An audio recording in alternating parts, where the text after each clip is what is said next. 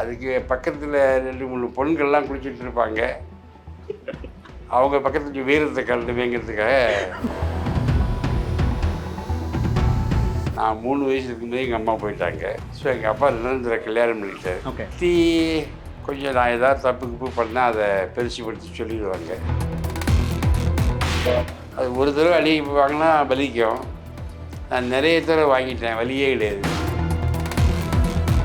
ஆனால் இது வரைக்கும் எங்கள் அப்பாவை நான் குத்தம் சொன்னதே கிடையாது. அடிச்சிருக்கா என்ன ஒருத்தனை தான் அடித்தார். ஏன் குழந்தை அடிக்கிறீங்க, சும்மா இருங்க அப்படின்னு தடுத்துருவாங்க. அவள் குழந்தை இல்லையாது, எப்போ பார்த்தாலும் தாயில்லா பிள்ளை சொல்லுவேன். எனக்கு அப்போ அர்த்தம் தெரியாது. நான் 10 வருஷம் ஏர்ஃபோர்ஸில் இருந்தேன். 3 வார் பார்த்துருக்கேன். மறுபடியும் சொல்லுவார். அப்போ டப்பு லேலிப்பார்.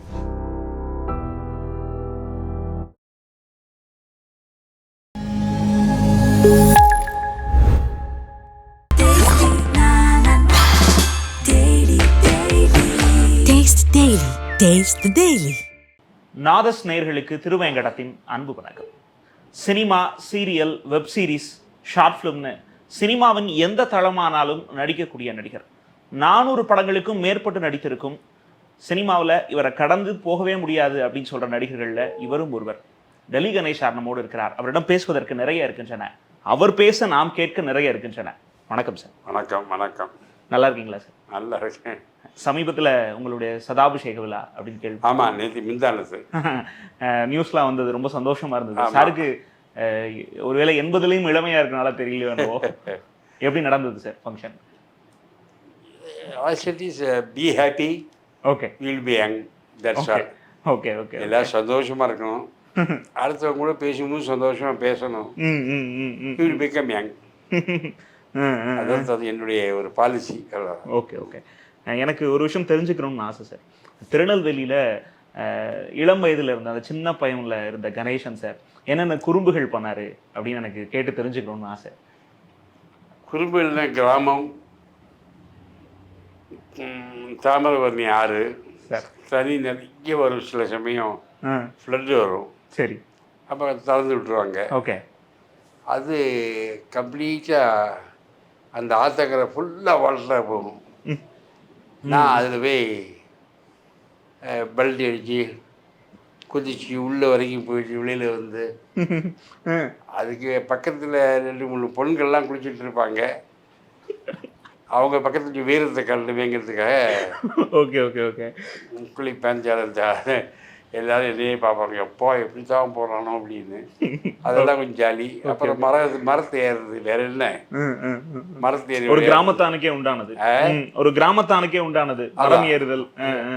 அப்புறம் கில்லி பல் விளையாடுறது. இதுதான் எங்களுடைய பொழுதுபோக்கு. எங்கள் எல்லாமே வேற ஒன்றும் கிடையாது. நாங்கள் கேள்விப்பட்டோம் சார், அப்பா கிட்ட குறும்பு பண்ணி ரொம்ப அடி வாங்குவீங்களோ நீங்கள்? குறும்பு பண்ணி அடி வாங்க மாட்டேன். வீட்டில் ஏதாவது பிரச்சனை. எனக்கு அம்மா கிடையாது. எங்கள் அப்பா நான் 3 வயசு இருக்கும்போது எங்கள் அம்மா போயிட்டாங்க. ஸோ எங்கள் அப்பா நிரந்தர கல்யாணம் பண்ணிட்டார். ஓகே. சித்தி கொஞ்சம் நான் ஏதாவது தப்பு கிப்பு பண்ணால் அதை பெருசுப்படுத்தி சொல்லிடுவாங்க. அதுக்கு அடி வாங்கியிருக்கேன், நிறைய அடி வாங்கியிருக்கேன்.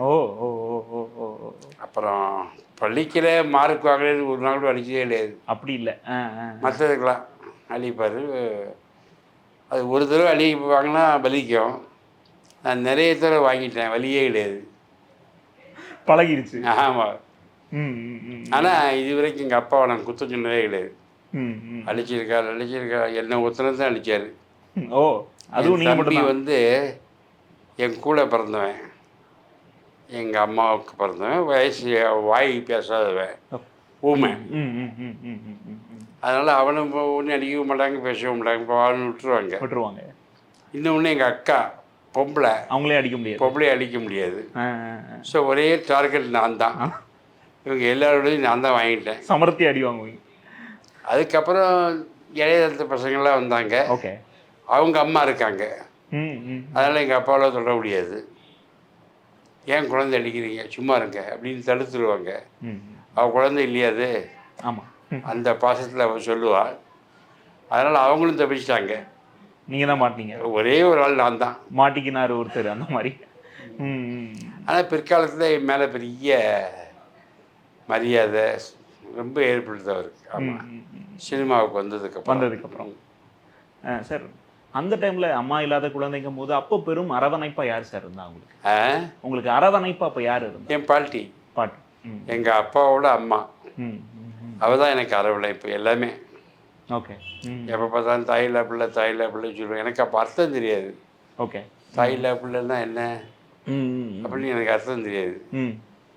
அப்புறம் கொஞ்சம் எஸ்எஸ்எல்சி படிக்கும்போது தான் அதுக்கு அர்த்தமே தெரிஞ்சு. தாயில்லா பிள்ளைன்னா அம்மா இல்லாத பிள்ளைன்னு அப்போ தான் எனக்கு அர்த்தமே தெரியுது. ஆமாம், அது வரைக்கும் நல்லா பார்த்துக்கிட்டாங்க. உங்களுடைய ஜேர்னி சார், சில விஷயங்கள் அங்கே கேள்விப்பட்டிருக்கோம், நீங்களே கூட சொல்லியிருக்கீங்க. ஒரு டைப் ரைட்டிங் ஷார்ட் ஹேண்ட் முடிக்கிறீங்க, டிவிஎஸ்ல ஒர்க் பண்ணுறீங்க, அப்புறம் ஏர்ஃபோர்ஸு, எப்படியும் ஒரு ஜேர்னி இருக்குது. எனக்கு என்ன கேள்வினா சார், ஒரு ஏர்ஃபோர்ஸ் ஒரு கவர்மெண்ட் உத்தியோகம் அப்படின்னு வரும்போது கால் கஞ்சியாக இருந்தாலும் கவர்மெண்ட் கஞ்சி அப்படின்னு இன்னைக்கு கூட சொல்கிறது உண்டு. அன்னைக்கு அது ரொம்பவே இருந்திருக்கும். மாதம் ஊதியம் கிடச்சிருக்கும். அப்படி இருக்கும்போது எந்த விஷயம் சார் இதை உதறிட்டு நம்ம நாடகத்துக்கு வந்துடலாம் அப்படின்ற ஒரு துணிவை ஏற்படுத்துச்சு? நான் 10 வருஷம் ஏர்ஃபோர்ஸில் இருந்தேன். 3 வார் பார்த்துருக்கேன். அதில் ஃபஸ்ட்டு வாரில் இந்த நம்ம இந்தியர்கள்லாம் போய் பார்டரை சண்டை போட்டு அவங்களுடைய துப்பாக்கி அடிபட்டு காயம்பட்டு உடம்பெல்லாம் கிரேனேட் வீசி பாலியெல்லாம் ரத்தமாக கை போயிருக்கும், கால் போயிருக்கும். அவங்கள எல்லோரும் ஹெலிகாப்டரில் வச்சு டெல்லிக்கு மிலிட்ரி ஹாஸ்பிட்டலுக்கு கொடுத்து அங்கே வந்துடுவாங்க.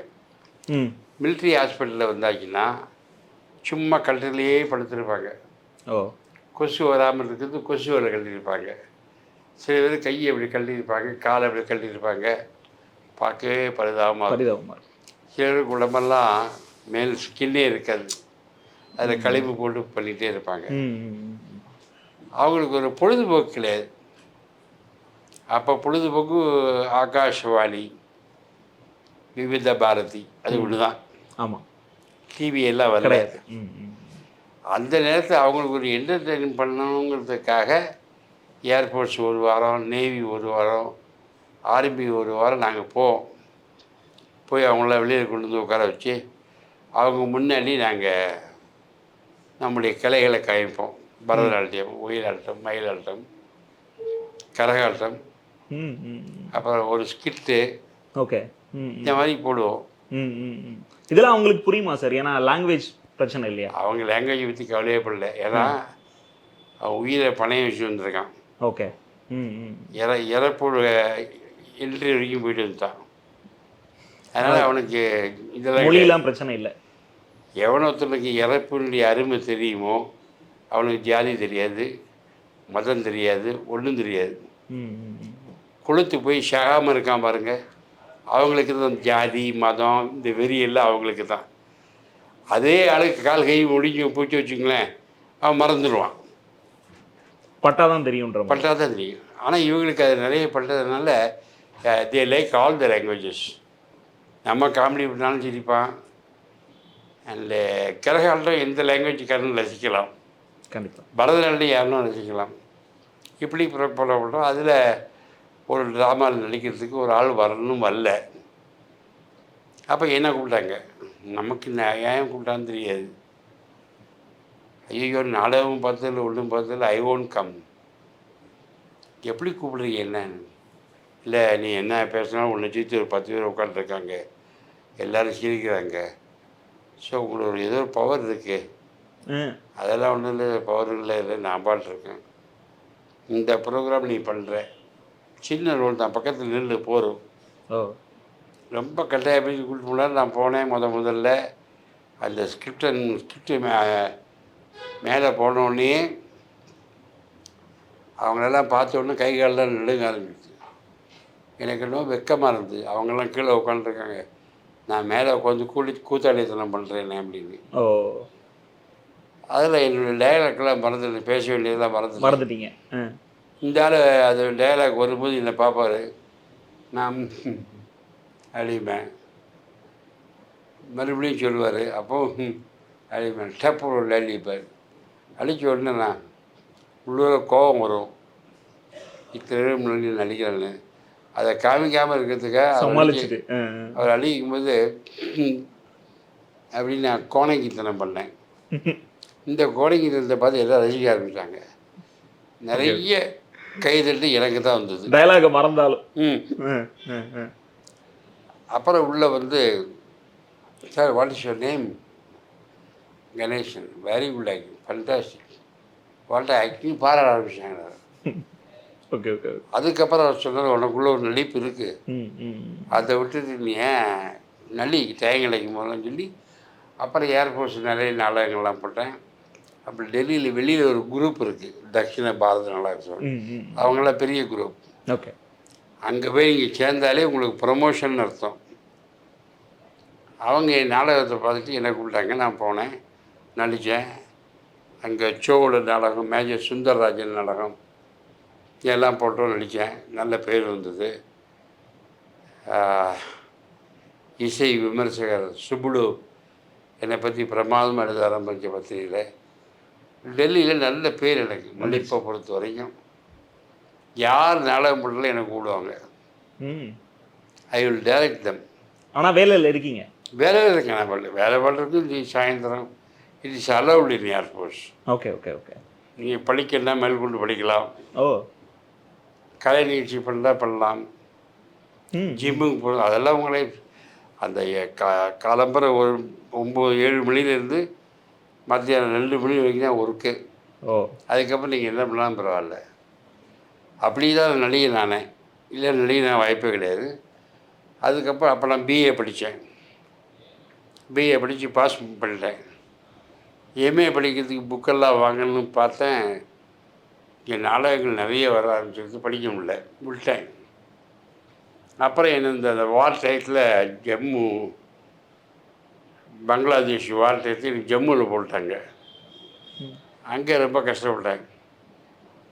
கண்ணுக்கு எதிராக நிறைய ஷாவுகளை பார்த்தேன். ஒவ்வொரு தடவையும் நாங்கள் அந்த ஃப்ளைட்டு வரும்போது அதுலேருந்து தப்பிச்சதெல்லாம் கடவுள் புண்ணியம்தான். 14 நாள் வார் நடந்தது. இந்த 14 நாள் எங்களுக்கு சாப்பாடு இறங்காது, ஷேவ் பண்ண மாட்டோம், ஒன்றும் மாட்டோம். இப்போ பார்த்தா கையில் துப்பாக்கி வச்சுட்டு ஒரு ஈடாக இருப்போம். நம்ம எழுத லெட்டராக வீட்டுக்கு போகாது, வீட்டிலேருந்து யாரும் எங்களை கூப்பிட முடியாது, கான்டாக்டே கிடையாது, எந்த தொடர்பும் இருக்காது. ஆமாம். அதில் ஒரு 14 நாள் ரொம்ப கஷ்டப்பட்டேன்.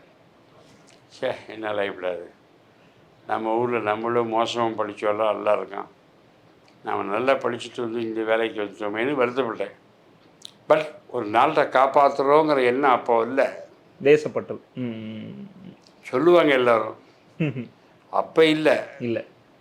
ஒரு வாரம் முடிஞ்சது. அப்புறம் கொஞ்சம் பீஸ்ஃபுல்லாகிட்டோம், நல்லா இருந்தது.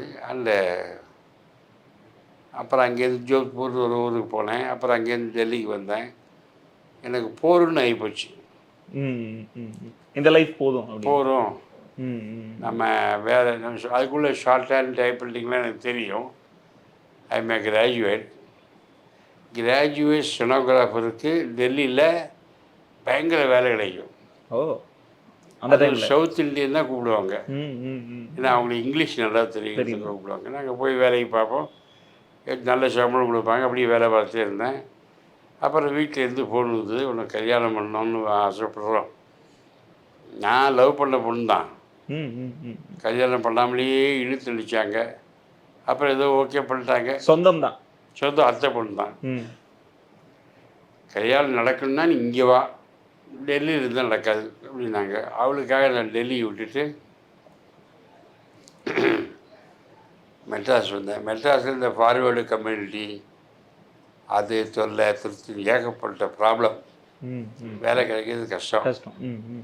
அந்த ஃபார்வேர்டு கம்யூனிட்டிலாம் மதிக்கவே மாட்டாங்க இங்கே தமிழ்நாட்டில். இன்னைக்கு சரி அன்றைக்கி சரி. அப்போ நான் எப்படி நீங்கள் போகிறீங்களே, உங்களுக்கு யார் வேலை வாங்கி தருவா அப்படின்னு எங்கள் கூட நடித்த ஒரு பொண்ணு இருக்கா, சுரேகான்னு. Okay. Now she's in America. Okay.